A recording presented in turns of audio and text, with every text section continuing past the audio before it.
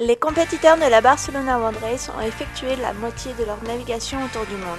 Le dernier passage du détroit de Cook a eu lieu le 6 janvier, franchi par Educación Sin Fronteras. Malgré l'anticyclone, ça nous a permis un petit peu de revenir sur Temenos et puis Mutua. Et ça fait quand même bizarre de ne pas s'arrêter. Hein. C'est bien de ne pas avoir fait d'escale et je pense que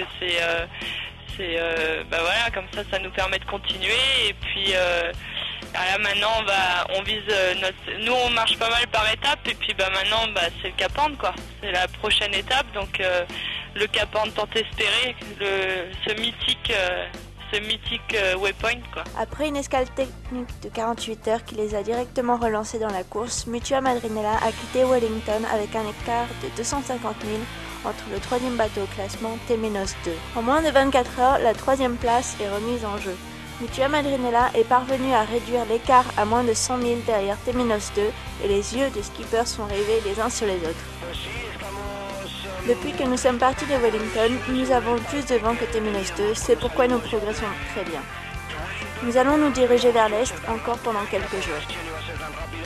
Ça va se stabiliser effectivement, peut-être pas dans l'immédiat, encore 4 ou 5 heures pour que qu'on soit vraiment dans le même flux d'air, mais a priori ça doit se stabiliser. Après, on verra un petit peu si lui il arrive à rester dans le flux d'air ou s'il se fait dépasser et tombe dans un calme, auquel cas l'accordéon repartira dans l'autre sens et on lui remettra quelques milles. Mais s'il arrive à aller assez vite et à rester dans cette veine de vent, on va conserver cet écart pendant un certain temps.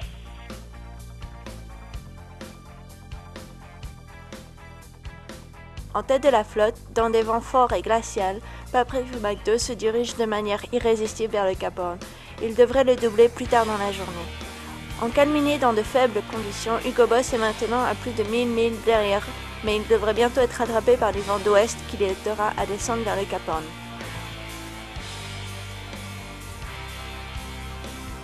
Vous pouvez consulter le classement mis à jour toutes les 4 heures de 6h GMT à 18h GMT et les détails de la course sur la fenêtre Race Console du site de la Barcelona World Race. Et pour lire les dernières nouvelles communiquées depuis Barcelona, cliquez sur Actu.